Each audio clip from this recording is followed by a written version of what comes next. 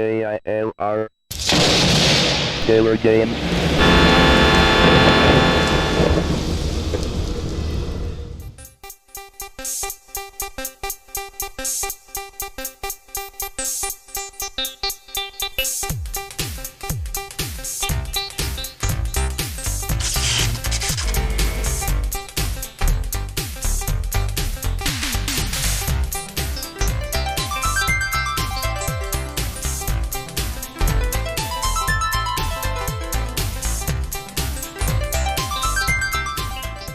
Hello gamers, simmers, and pilots. I am the Killer Gamer, and welcome to the tour around the world featuring Microsoft Flight Simulator 2 2.0. Actually, I think this is like 2.13 or something along those lines.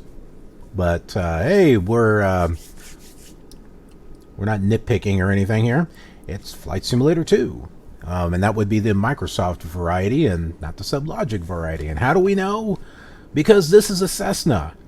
It has a little curved control panel thing here. It's curved. The SubLogic Flight Simulator 2, for like the Commodore 64, is a Piper Archer. Was it PA-48, I believe. And that control panel goes all the way across the screen. So like this little black thing here, you don't see that. It's all the way across. And it looks almost the same. There's a few little differences in there. But it is a Piper. Until you get to the Amiga Atari ST versions, that's a Cessna, although it does not have the curve right here either. But then again, Microsoft Flight Simulators 3 and 4 don't have it either, but those are Cessnas. So, you know, consistency.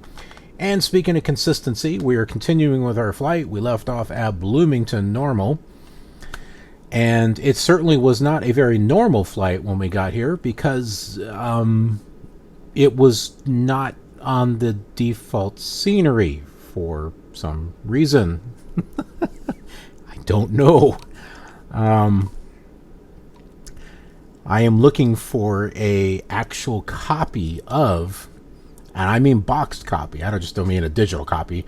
A boxed copy of Flight Simulator 2, Microsoft Flight Simulator 2, because I want to look at the map on it.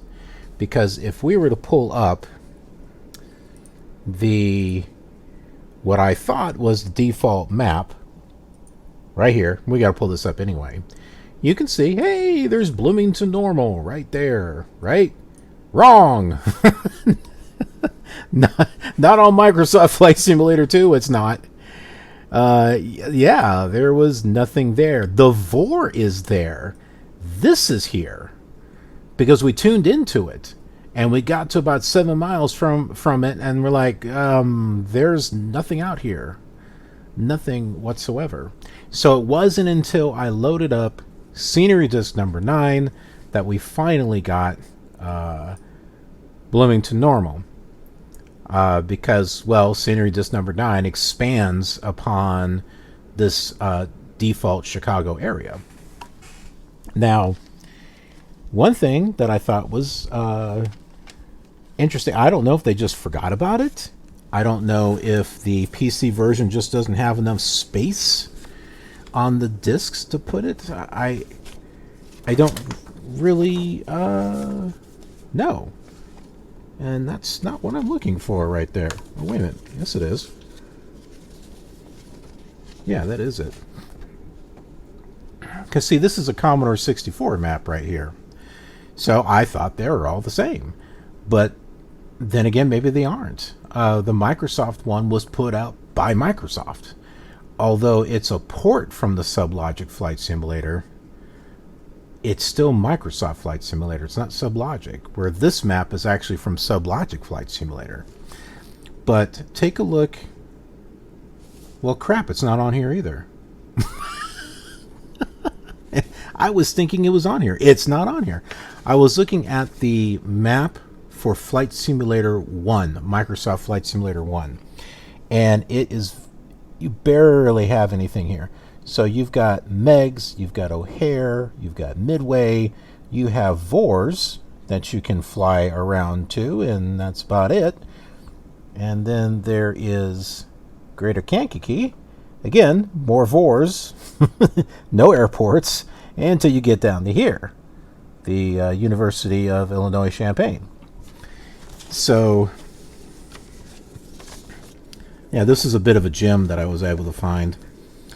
The diamond in the rough. The diamond in the rough. Just recently saw that. The live action Aladdin. I liked it. It was better than what I thought it was going to be. I didn't think it was going to be horrible, but it was definitely a lot better than what I thought. I love the animated version. Who doesn't? But the live action was okay. I'd buy it. I would buy it, honestly. Anyway, so in my diamond in the rough, I have this Microsoft Flight Simulator. This is the manual for version 1. I don't have a box copy of it. I just managed to get this because the guy was just selling a whole... It was like maps and books and stuff, and he was selling it for whatever, and I just said, hey, I'll buy it from you. So I bought it, and I had a treasure chest of all kinds of stuff in here, to include the book for the first Flight Simulator and the original maps for it, too. And I was able to learn quite a deal from it as a result. So, for example,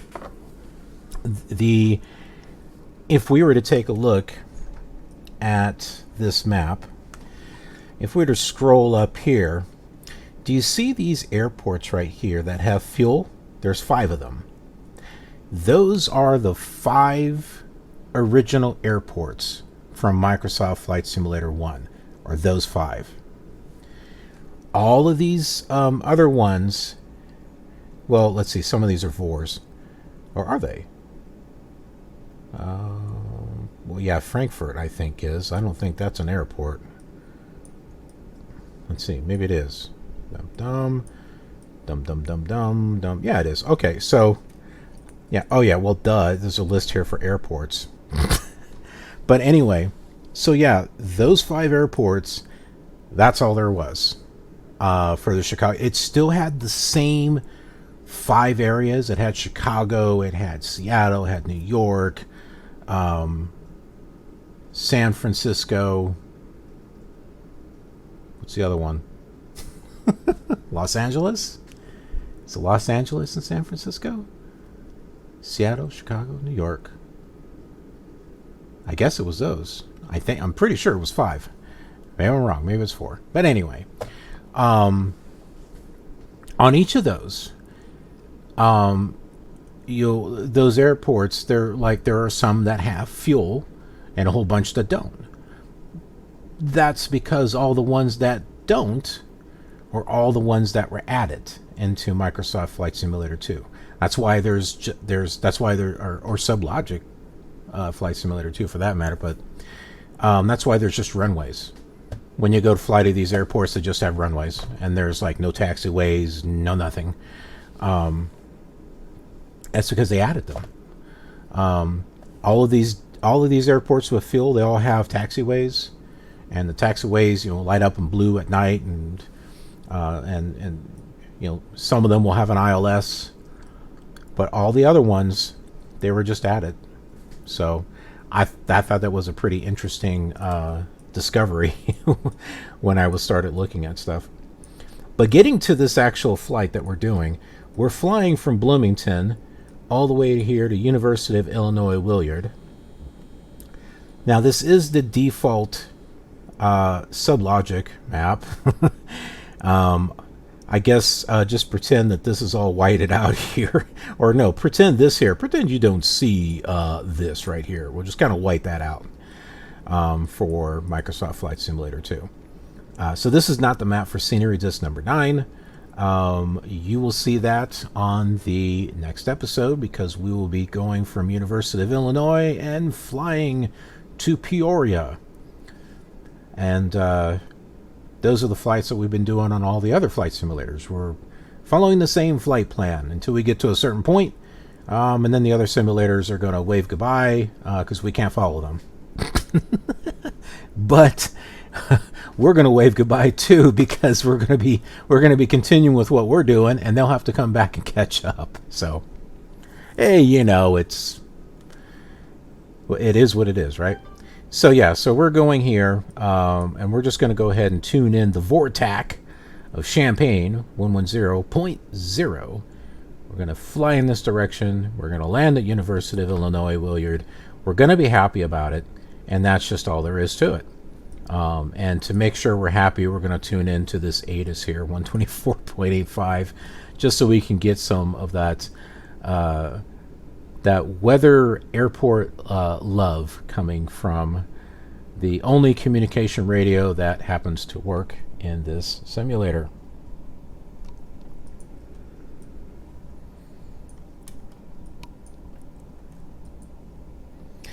And now that I have talked your ear to death, let's go ahead and get ready for our flight. So we're going to change our nav 1 radio. Oh, we have an ILS. I forgot about that. Let's make use of that ILS because it's the only one.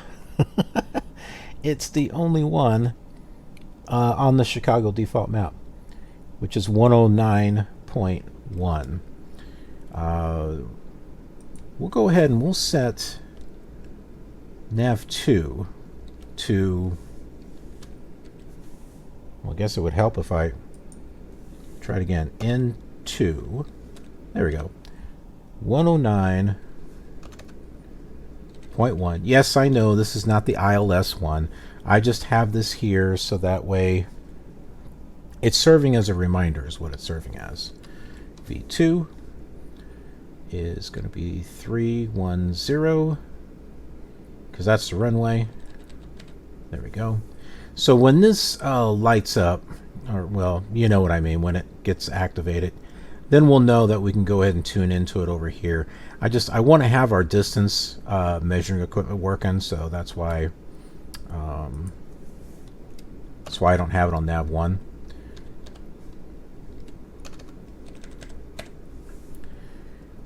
And there we go. So that is our mileage. It's not too bad, not too far away. 40 miles. I have flown longer. I have flown longer. I have flown further. Just take a look at some of the cinematic flights that I've been doing for like Flight Simulator 4. Those aren't too long. But X-Plane. Not X-Plane. No, I did do one for X-Plane. It wasn't that long though. But FSX on the other hand, oh, I've got like flights going like 4 to 5 hours. But it's an epic series going from the tip of North America to the bottom of South America. So got some big things going on with that one. It's the full flight. I've got some music segments throughout it to where you see external shots of the plane and there's music that I composed for it, and there's some areas where I created a music video to go with that, and check them out. They're fun.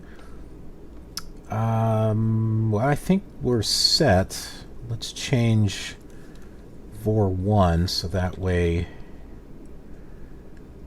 we know which direction to head here.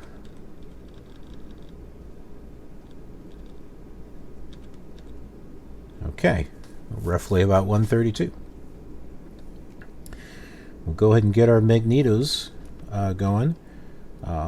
Charles Xavier probably wouldn't be too pleased, but Magneto M2 is left, M3 is right, M4 is both, M5 is start. And I got to turn my volume down because that sound can get a little blah.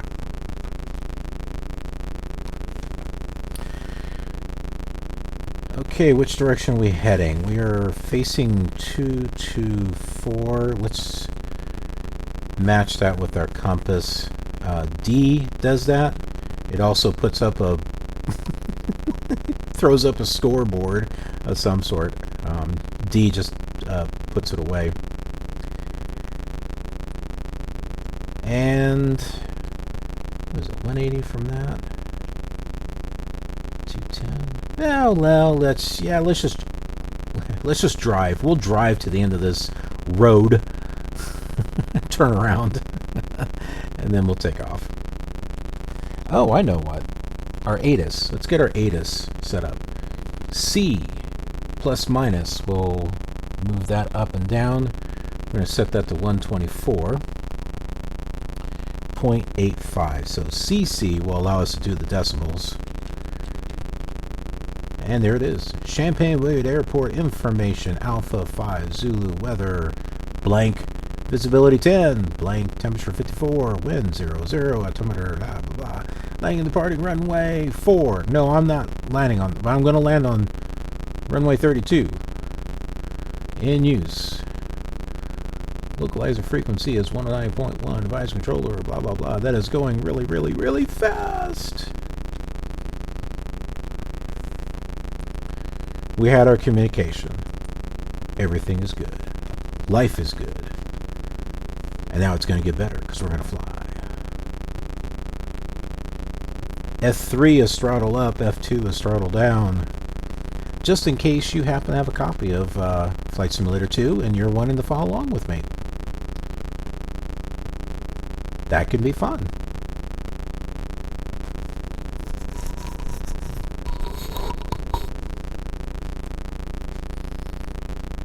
Kind of like cooking. It's like a cooking channel, you know? You got someone on the channel, they're doing this. Hey, add a little bit of this and add a little bit of that, and you're kind of following along with them. We're making a recipe. We're making a gourmet meal here of flight simulation fancy. Something like that. On your numerical keypad, 0 is going to be your left rudder. Plus is going to be your right. Pay no attention to the actual instruction control card that comes with Flight Simulator 2 because that goes to a very ancient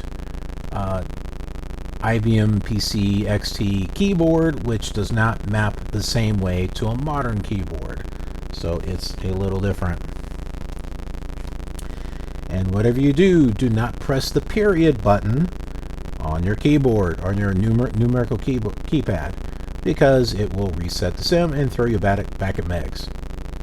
Hitting the delete key will also do the same thing. And there's another key around here somewhere that does that also. I can't remember which one it was.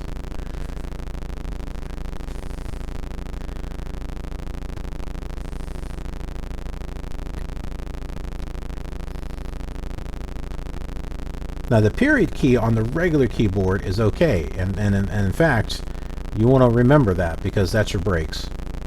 Just don't get that confused with the numerical keypad. You could be flying, braking, and then find out that you're no longer where you thought you were. And that can be very annoying.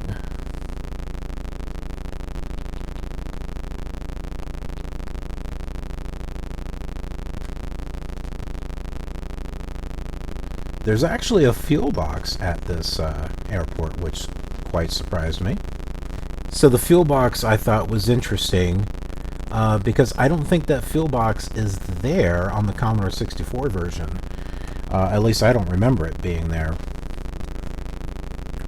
So when we loaded up scenery disc number 9, well then again, I was going through the default scenery. Not scenery disc number 9 at the time. So who knows, maybe it is there on the Commodore 64 scenery disc number 9. I'll have to look at that.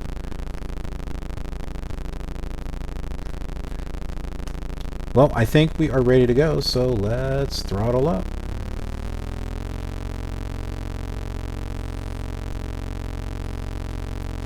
And by the way, if you want to have control over your rudders, remember to go into the settings, which is going to be the escape key,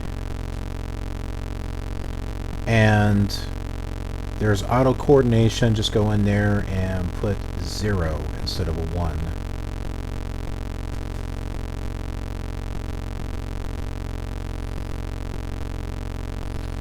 G for our landing gear, we'll bring that up. And then we'll take a look behind this. That's your scroll lock key. And then 2 get us to look behind us. See that? You can see the fuel thing right there. And then all these little thingamajiggers here, which I think is power lines or something. Scroll lock and the 8 key on your numerical keypad will get us to looking forward again.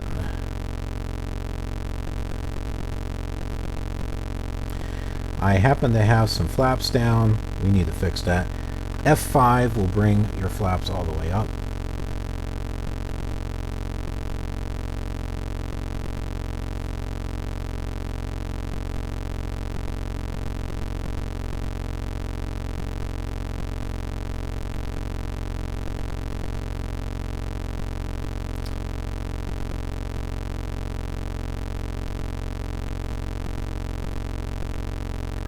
Around here. Hey, at least we got some scenery to look at this time. Whereas before there was like, it was just all black. There was nothing.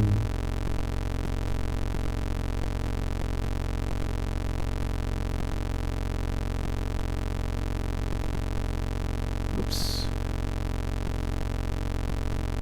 Let's move over a little bit more here to the right. That should do it.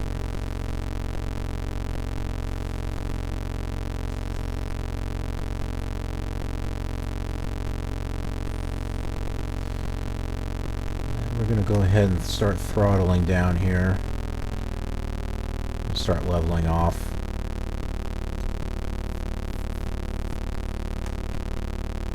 Hit the A key here for a moment.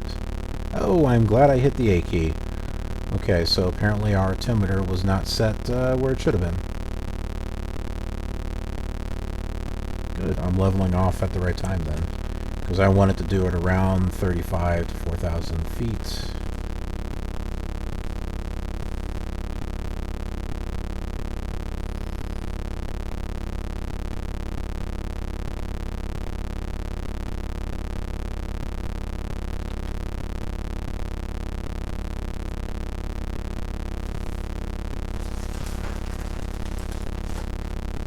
I got my bag of pretzels. I have a Rockstar. Got the fuel that we need to get going here.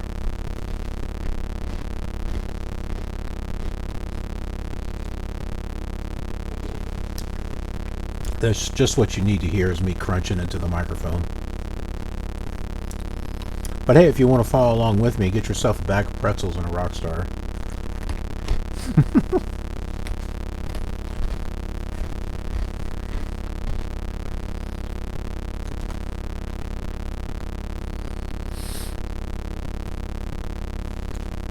A little bit more down throttle here. Should do it. In the meantime, take a look at the altitude of Champaign-Urbana. Nothing like Nirvana. 754 is the altitude. Keep that in mind as we're going down. As long as we follow the vertical indicator, I think we'll be all right.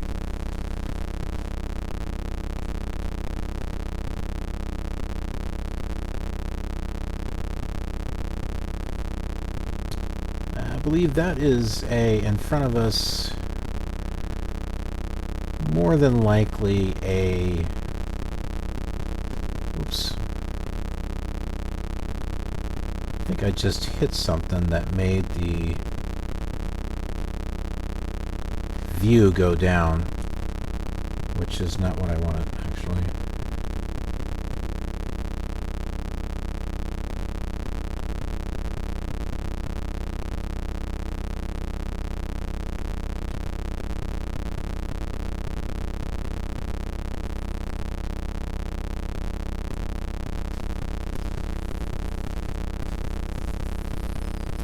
Well, there we go. 35 miles away. It's 1 o'clock in the morning. I have no idea what that is in Zulu time or Universal time. It's just 1 o'clock. It's 101. 0101 and 34 seconds. 35, 36. And on the next flights, we will be flying and seeing the sunrise. Kind of. We won't see a sun, but we will see colors change.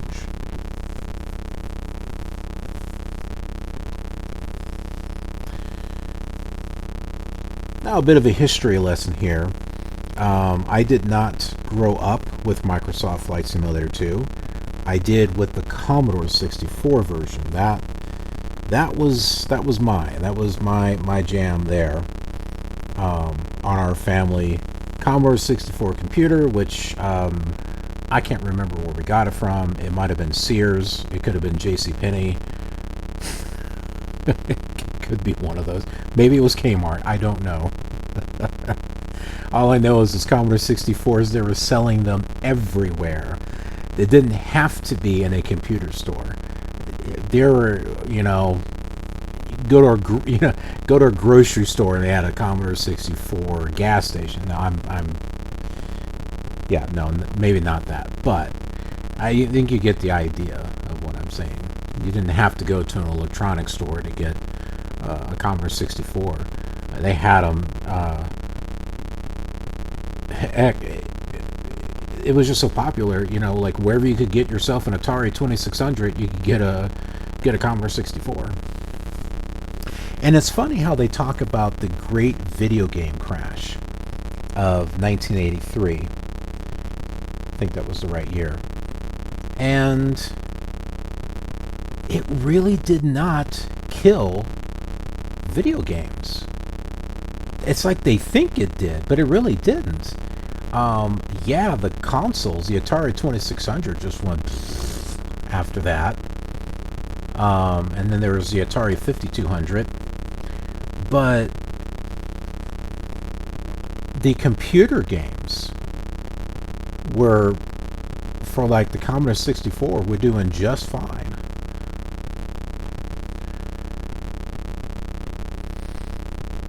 Heck, the computers themselves were doing just fine. I think the Atari ST computer was doing okay. But I mean, no one held a candle to the Commodore 64. I mean, that was just the computer to have. The VIC-20 was popular also. But the Commodore 64 was able to play stuff that the VIC-20 could do. So it's kind of like, why have a VIC-20 when you can have a Commodore 64? Now, I know you could say, well, there's the Commodore 128 that came out after the 64. But the funny thing is that I don't remember very many games coming out for the 128. And in order to... we're still going up here.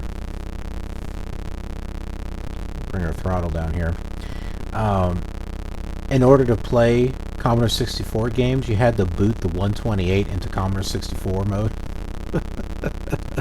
And I don't know if it was completely compatible, like some things still didn't work.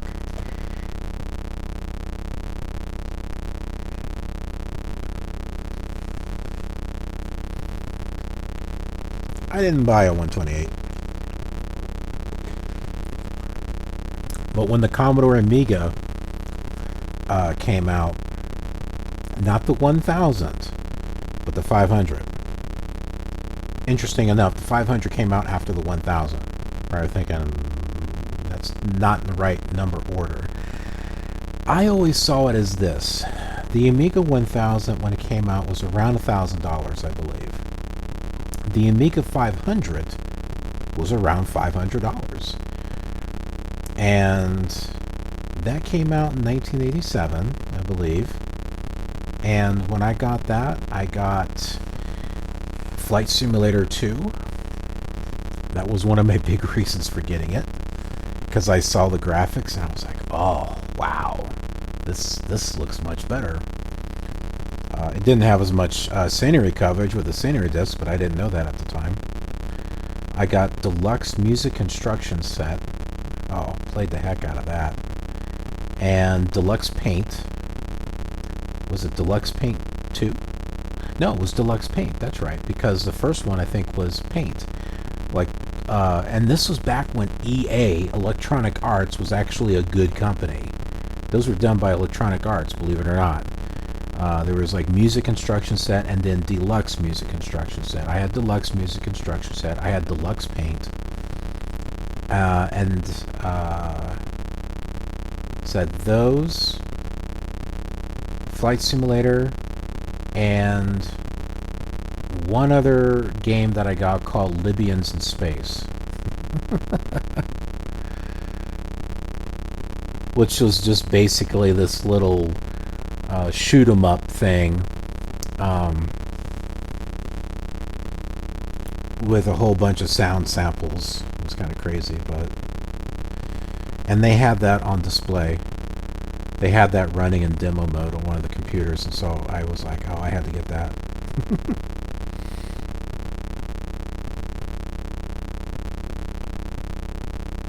Oh, we weren't up to... I thought we were at 4,500. We weren't.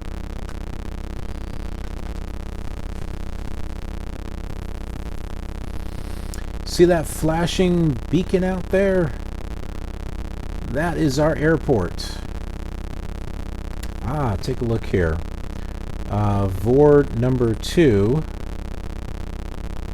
has, or the OBS number 2, has activated itself. So that's good. We're going to want to see if our nav1 will give us distance. Sometimes it doesn't do it until you get like really close. Let's see, N1, set that to 109.1. Yes, it does. Very good. Let's go ahead and we'll move this to 310.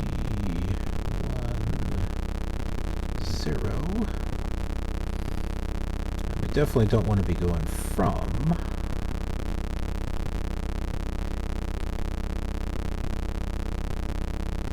It looks like we're on a... Well, we don't want to be going directly to it.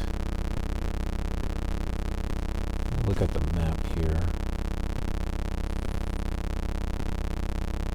Ah, let's set nav2, or there we go, to Bloomington-Normal, which is 108.2. And if we set our outbound radio at 140, that might be a little too far. 13. Yeah, we'll say 140.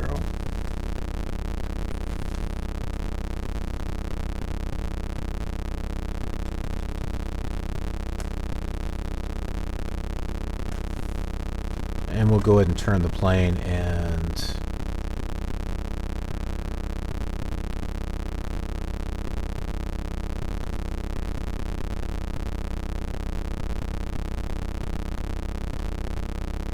turn ourselves this way here.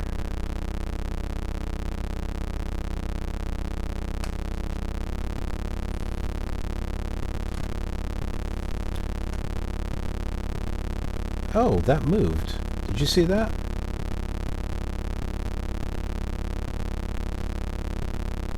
Oh, we don't want to go from. We want to go to. Okay, so we're doing the right thing. Got a red blinking light over there. So I'll show you the map. Show you what it is that we're doing here. So Bloomington-Normal, right? We're going to be going, you can see the 1-4, the 14, so we're going in this direction. We're going to let us take us around the airport. That's pretty much the idea. And then we can turn around and then take that ILS down on runway 32 is what they say. Although on the map, it says 31 up here.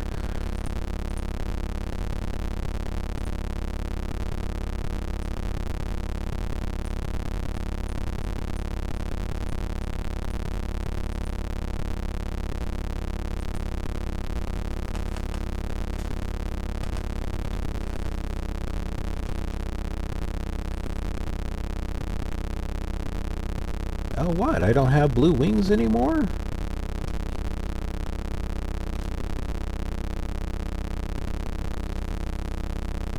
We have a blinking light. We have that light. Interesting. So when I changed scenery discs over to scenery disc 9 from default, we used to have blue wings, and we don't now.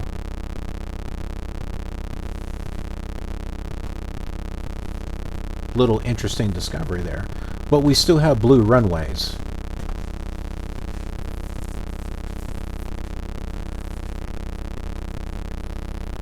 That's okay. So does Flight Simulator 2000. Oh, it looks so ugly at night. I don't know what's up with Flight Simulator 2000. It's...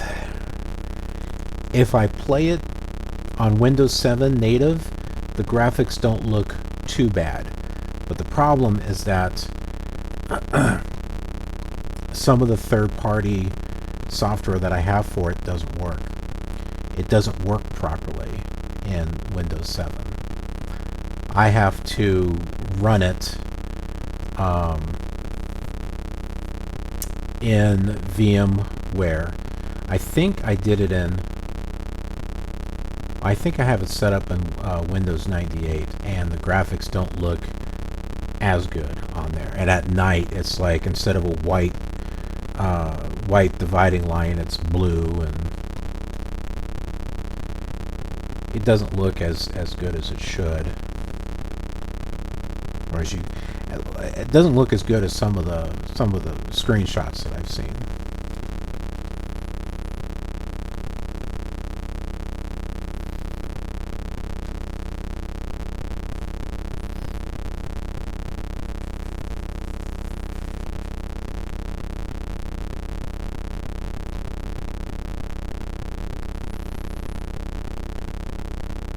So just in case you're curious, just take a look at the Flight Simulator 2000 videos that I've got. The absolute one thing that I had to get working was ProFlight 2000. So that way I could get air traffic control and stuff working. Because I got it for Flight Simulator 98, ProFlight 98. That was my diamond in the rough, was ProFlight 98. Oh my goodness, that just made that simulator come alive. And oh man, Flight Simulator 98, I flew that all over the place. And I didn't do that again until FS9.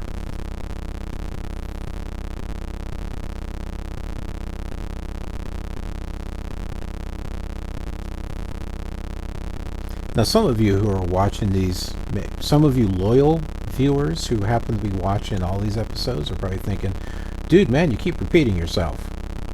Yes, I know. But there are some people out there that are not watching every video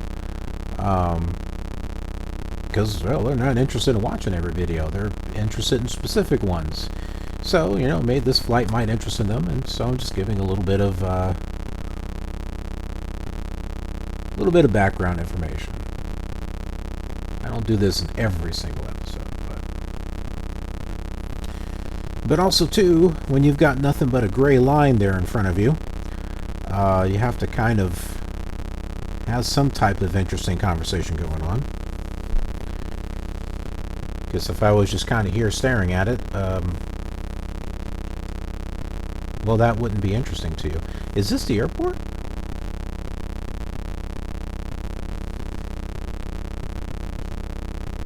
I think this might be the airport. We're only 15 miles away from it. I think this is it right here. The sound cut out there for a moment. I thought it was going to show up somewhere around here.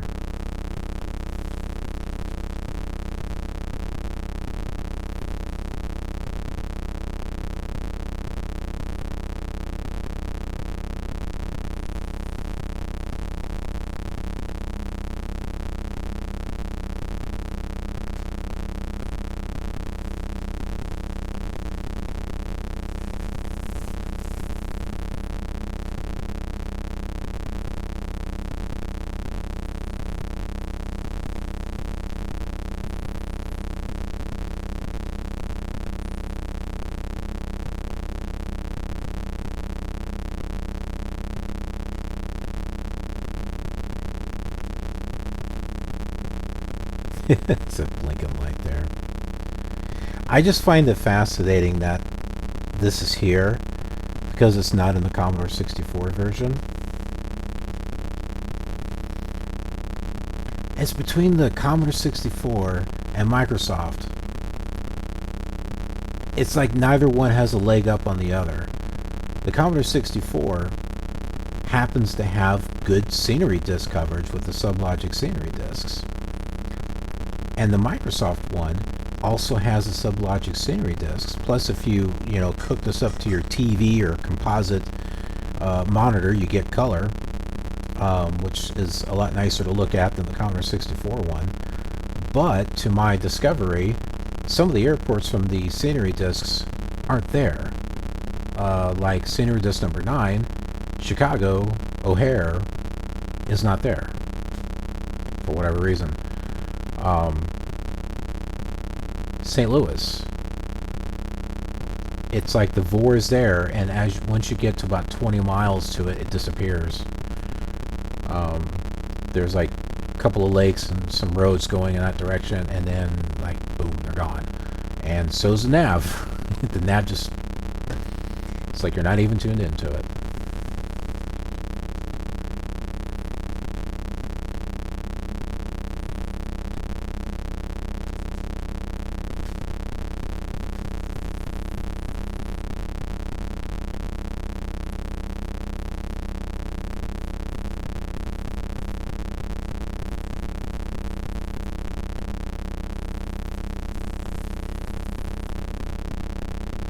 Well, altitude-wise, I guess we're doing okay. I mean, it's right here, the vertical indicator. It's not too far above us. We're at level flight.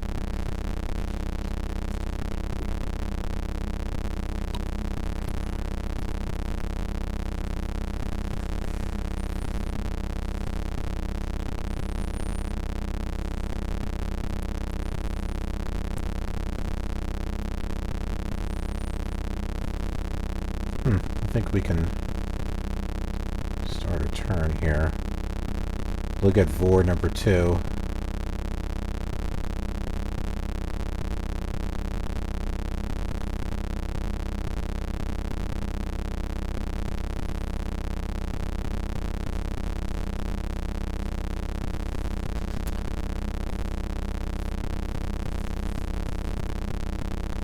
That's the we're on the radial from Bloomington that we wanted to be on.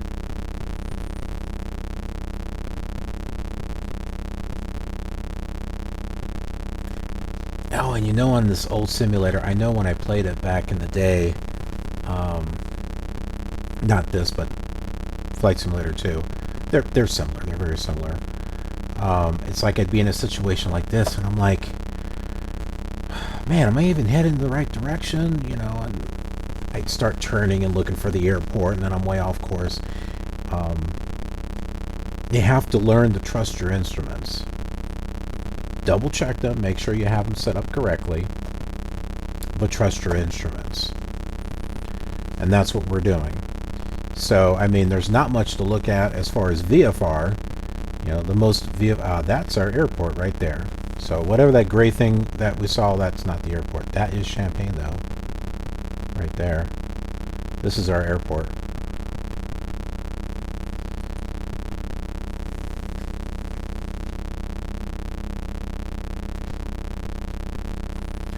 So yeah, you can follow one of the lines and just keep going until you get to another, city or something.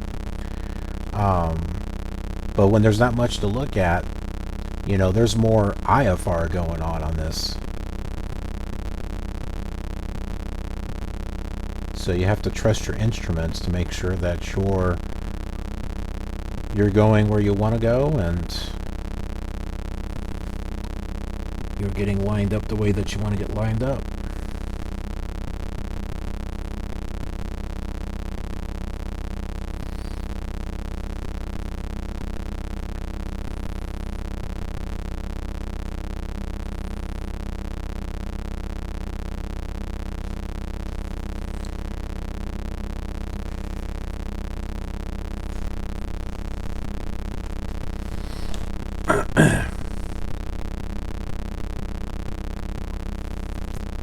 Well, we got 8.6 miles. I think it's about ready to change here.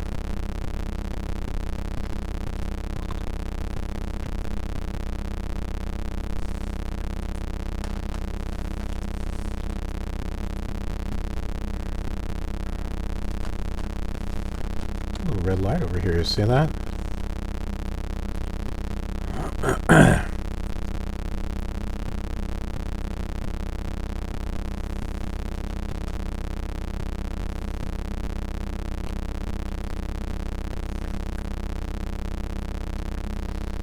There's two of them. I wonder if that's like the ILS runway or something. I guess we'll find out when we get closer to it.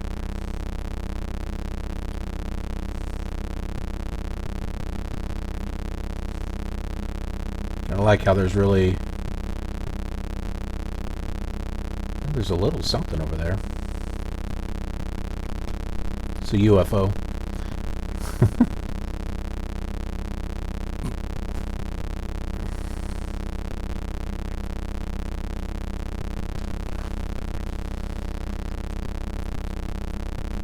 It's like it's really hard to kind of tell. It's like, am I heading up? Am I heading down? You know? But that's where all your instruments come in handy here. You can see that we're at straight and level. It's not going up or down. We've been keeping an eye on our altimeter. Artificial horizon is level. So we may not have a lot to look at out the window, but we got our instruments.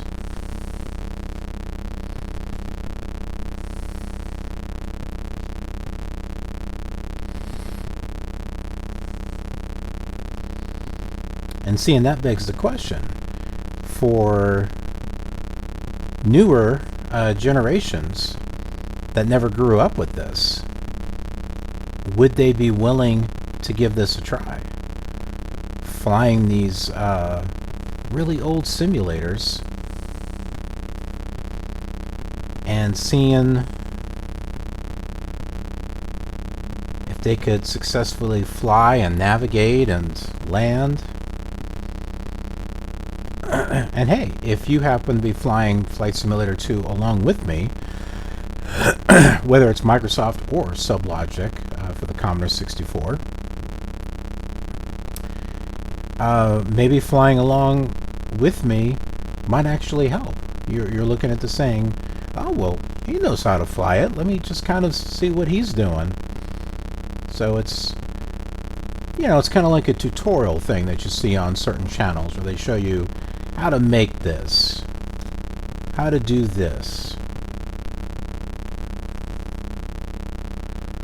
Well, I guess you could look at this as how to fly Microsoft Flight Simulator 2. How to fly it.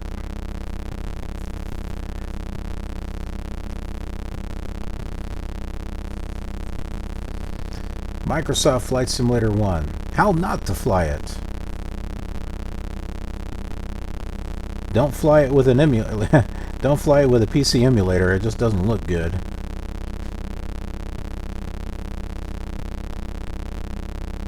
I'm sure it looks fine, like on a real PC of the day. I don't have one. I don't personally know anyone that does, but I would love to hook up with someone that does have an old computer that dates back that far, and see if indeed Flight Simulator 1 looks better than the spaghetti tangled up mess that is on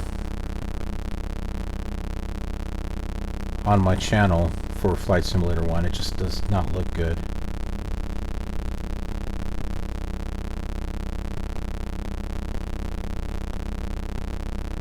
I think we have a storm coming. I mean, for real, where I'm at.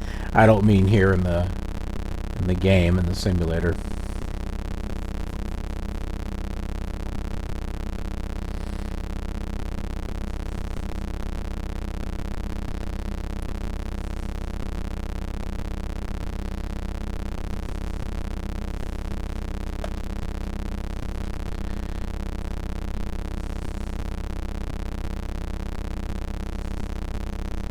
Maybe that's a control tower.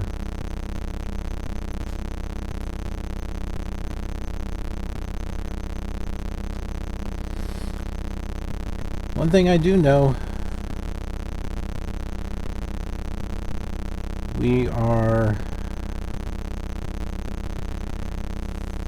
this is at 2.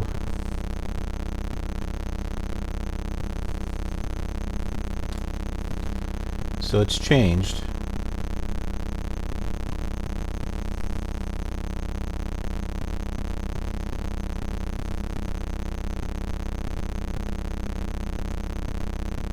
So like I said, trust your instruments.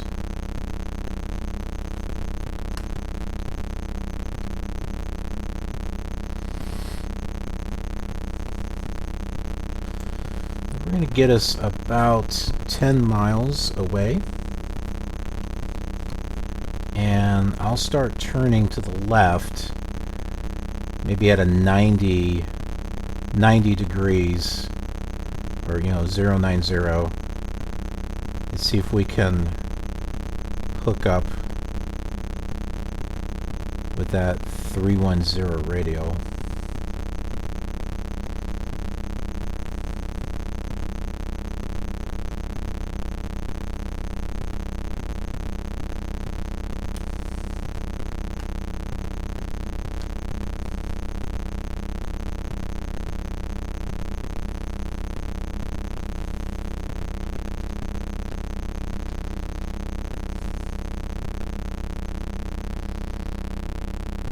It's over there.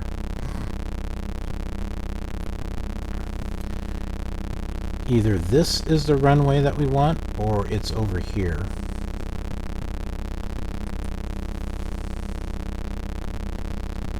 You can take a look at the map. That might tell us.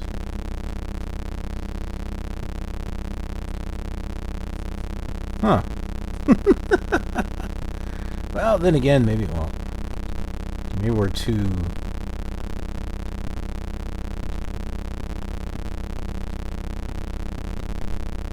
We were too zoomed out, but I still don't really see anything.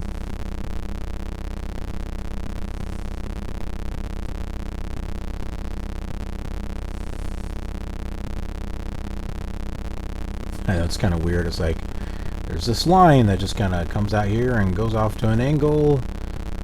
It's really hard to imagine anything when you don't have a horizon line there.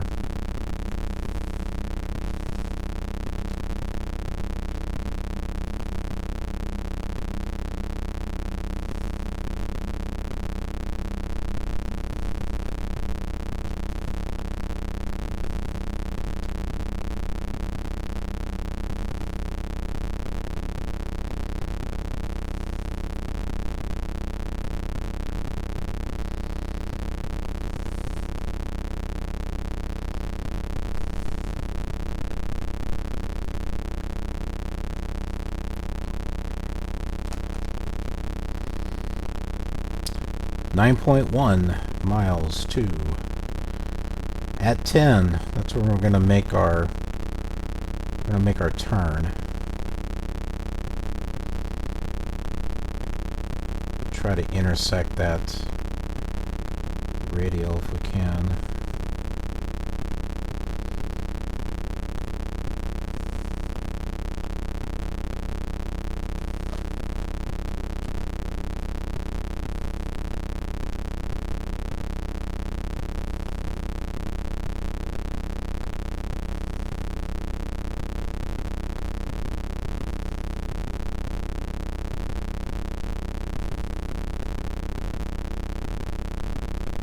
.10 miles.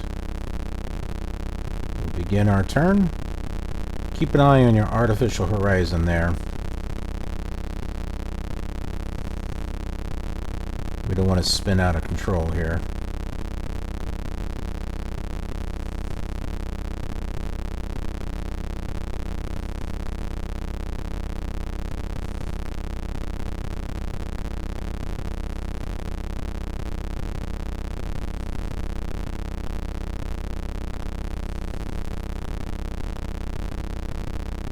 Well, we didn't turn at 90 degrees, but Why am I still turning here?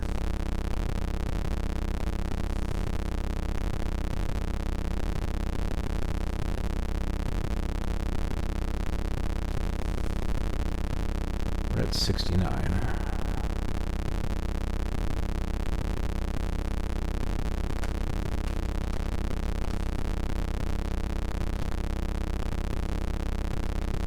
We no longer see the airport, but it is out there.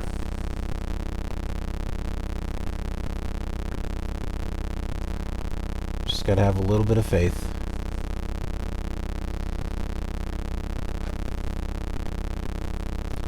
We know the distance is going down because it's gone from 10 to 9.9. This is 2, so we're going towards it. Maybe not exactly. And our vertical line is right here. I think that's, what is that, the horizontal indicator or something? And we need to be on this side of 310.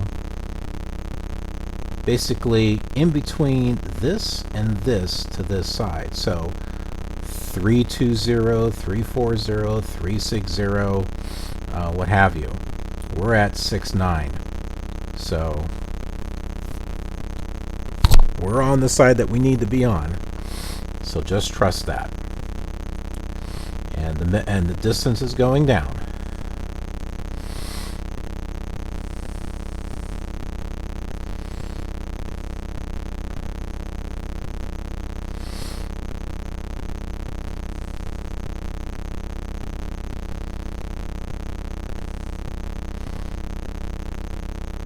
I know it's kind of like, but just I can't see nothing. It's all black.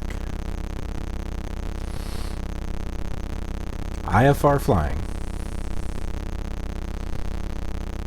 Think of it as very bad visibility with the old simulators. Very bad visibility.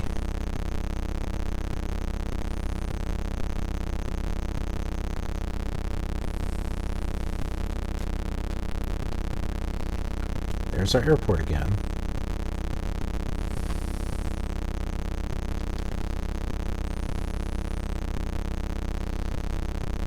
We're coming around.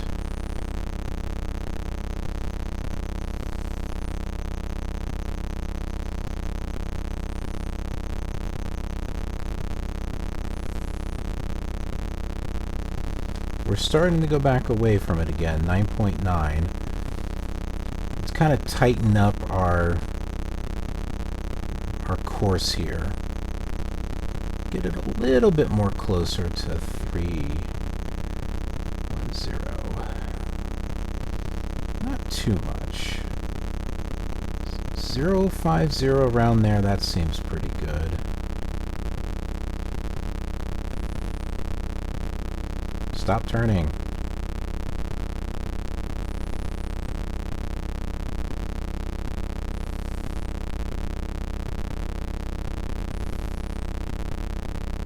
It's moving. Do you see that? It just moved.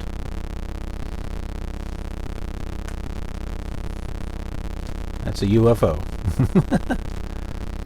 It's a well, I don't know what it is. It's a beacon. But I do know that we need to start turning.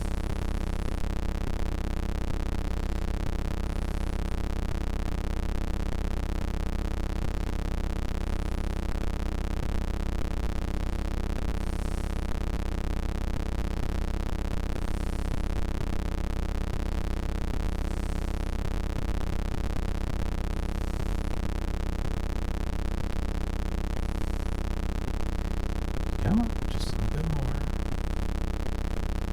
Not too much. I can sort of see the runway. It's like right here at an angle. And with that, we're going to lower our landing gear, which is G. For gee whiz, golly willikers. Going to bring up our throttle a little bit so we want to try to catch this vertical indicator here. We're going to lower our flaps with F6. That'll be 1 degree of flaps. And we'll do another turn here.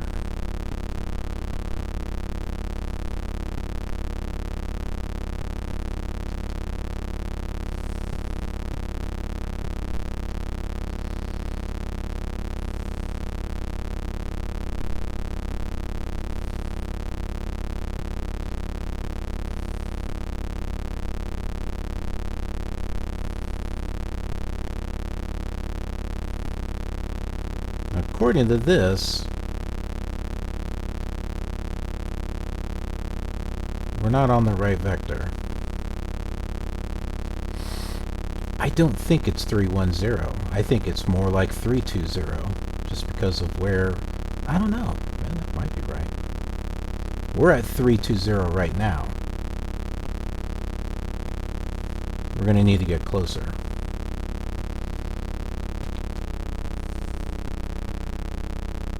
Oh, we definitely need to go down. Our horizontal or vertical indicator, right there, is below us. We need to drop in altitude to try to get that center there.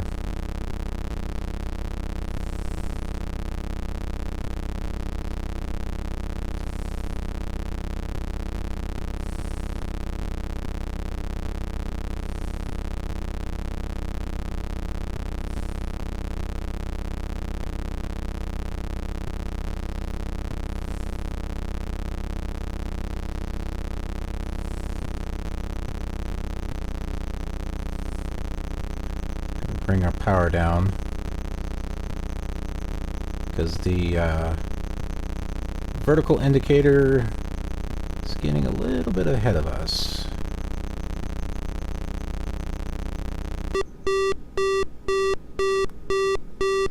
There's our outer marker.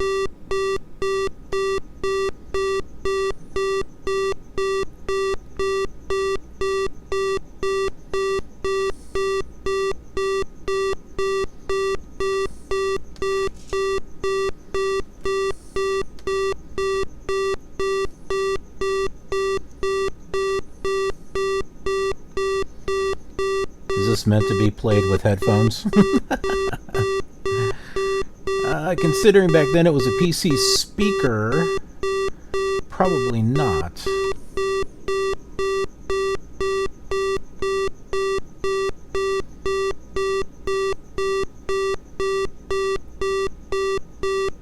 We're a good 5 miles from the airport.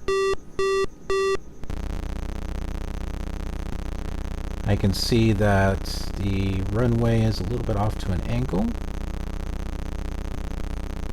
So maybe it was a vector of 310. It was really hard to tell. I mean,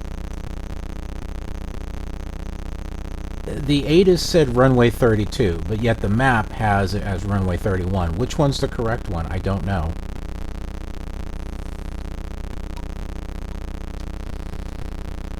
So we're going to have to kind of fudge our way through here.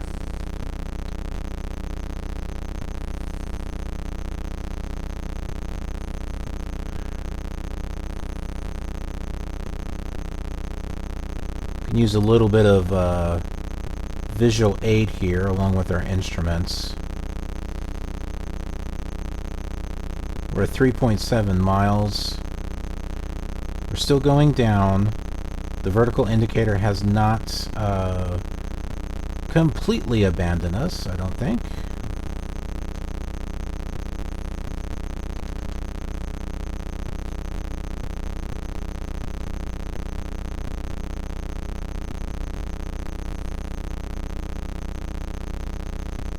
Looks like we've got a good rate of descent.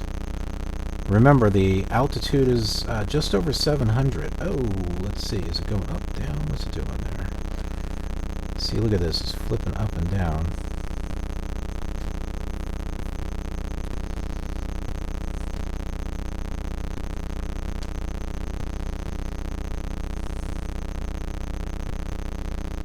It's going down. Okay. Let's lower our throttle a little bit more.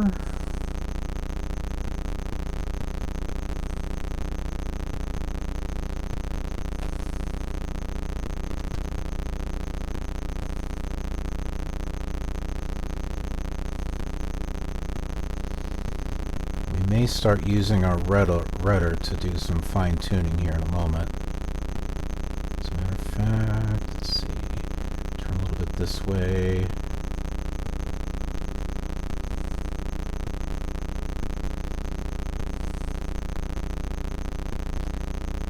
Bring our throttle up just a bit.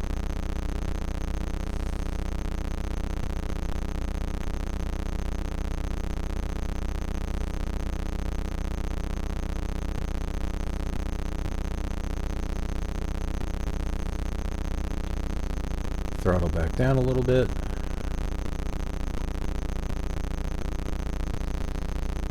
So we're beginning to see the runway a little bit more.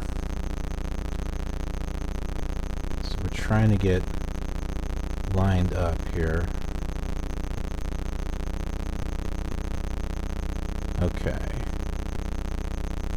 Vertical indicator is just about centered. It looks like we're getting centered on the runway.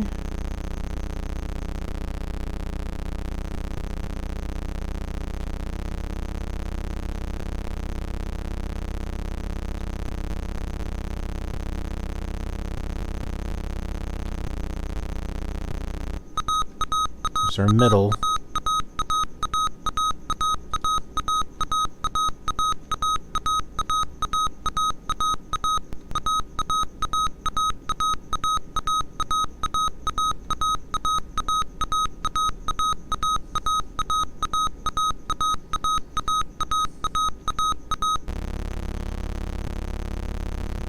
Bit too high here.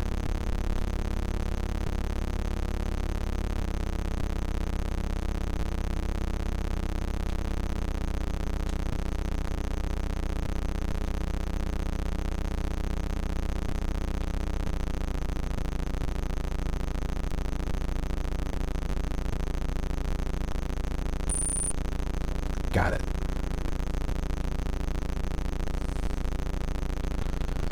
Throttle down. Period. Not on the number pad. Period will get us to brake. F5 to get our flaps all the way up. Very good. Let's take a look at the map here. See, it looks like we got some stuff going on out here. Looks a couple of things there.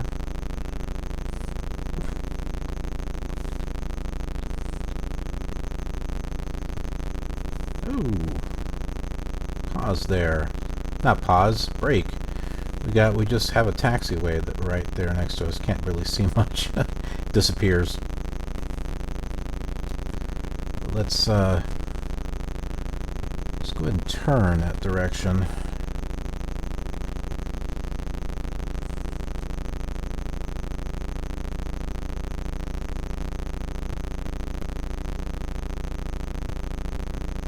There it is.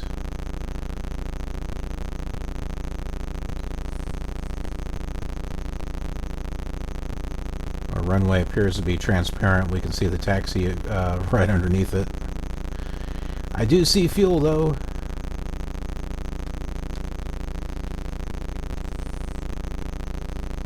Ah, the blue building is there. Cool.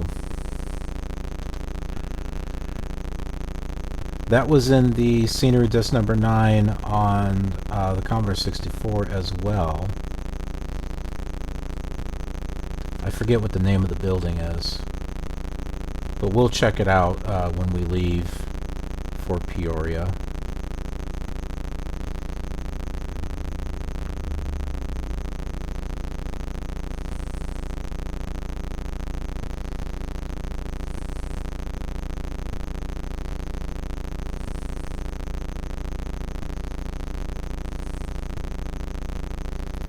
It's like Navistar, Avistar, something like that.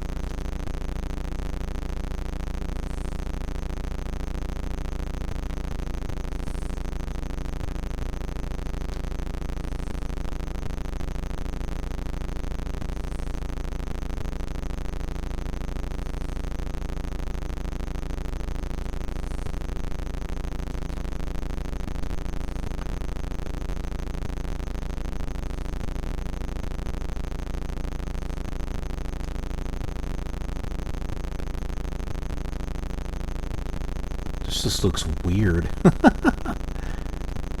It looks like it's just floating out in the middle of nowhere.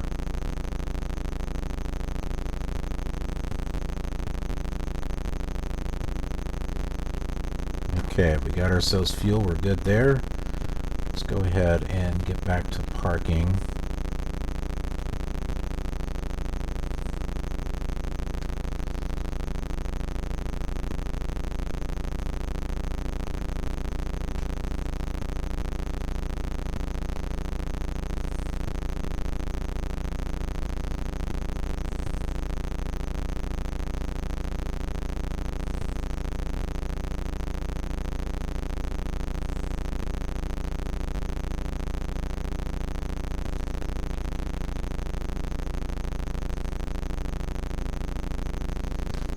I think that's good. Let's go ahead and park it right here. Take a look at the map. So there is the fuel right there. Gotta love it how it disappears, though. Just see the extra runway. Doesn't take much to zoom out for everything to disappear. We'll go ahead and shut things off with M1. That'll turn that off. Now, what we're going to go ahead and do is compare the... I'm not going to be able to compare it too much, though. I was going to try to...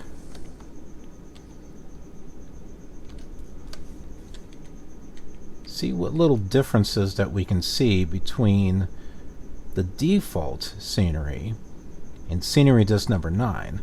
Okay, so this is scenery disk number 9. That's Champagne right over there. We're going to do a Control F4, which would switch the disks. We're going to hit E, saying, okay, you've got your master disk inserted. Press any key to continue. We'll go ahead and do that. So this is default. This is what it looks like on default. That looks absolutely ugly. But at least we can see the taxiways a little easier. You can see it's placed just a little bit differently than it was before. Just a tad bit differently. Do Control F4 again. Now we'll switch our disk back to the scenery disk. Hit E. You can see they've got USA, Chicago, St. Louis, and Cincinnati. Press any key to continue. And we are back.